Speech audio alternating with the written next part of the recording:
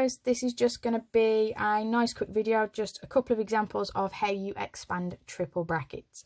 Now, all you need to remember first of all is basically ignore one of the brackets to start with. Doesn't matter which one you pick, I just ignore the last one. We're going to expand the two brackets first of all. Now, you can stick with any method that you're used to, foil, grid, just drawing in where everything gets multiplied, whichever way you've been taught before. So I'm going to stick with foil. So that means first term is x times x is x squared. Outside is x times 2 is 2x. Inside is the 2 in the middle, so 1 times x is 1x.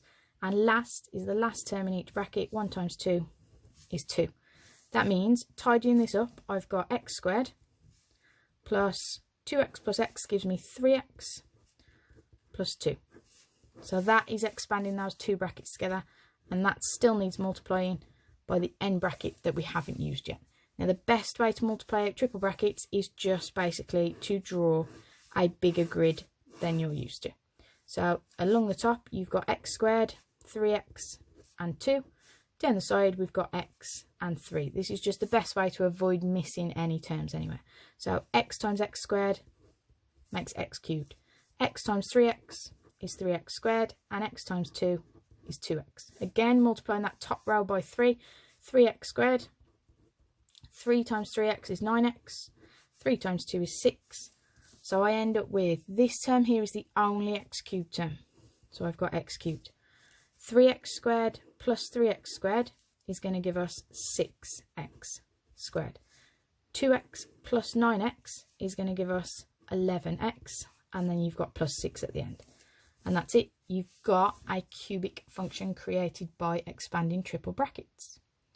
So if you think you got the hang of that, have a go at example 2. Just pause the video and then listen through just to make sure you're getting it right. So again, like we did last time, I'm going to ignore that end bracket. I'm just going to expand the first two, and I'm going to use the same method again, foil. So I've got x times x is x squared.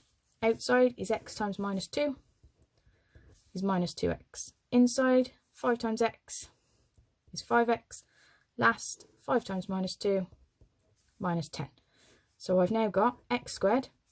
5x subtract 2x is going to give me 3x and minus 10. So that's what I get when I expand the two brackets. I'm now going to multiply that by the bracket that I haven't used yet, the x plus 1. So this is where we draw out the bigger grid. My answer in there, so x squared, 3x and minus 10 along the top. Make sure you include the minus with it. And then second bracket down the side. So if I multiply all the way through by x, I would get x cubed, 3x squared and minus 10x. If I then multiply all of this through by 1, I get x squared, 3x and minus 10. So be careful not to include the actual question part when you put your answers together. X cubed is the only x cubed term. 3x squared plus another x squared is going to give us 4x squared. 3x subtract 10x is going to give me minus 7x. And then I've got minus 10 at the end. Again, cubic function, just expanding triple brackets. Hopefully that was just a nice quick run through and made sense. Feel free to listen through again if you got stuck on any of those.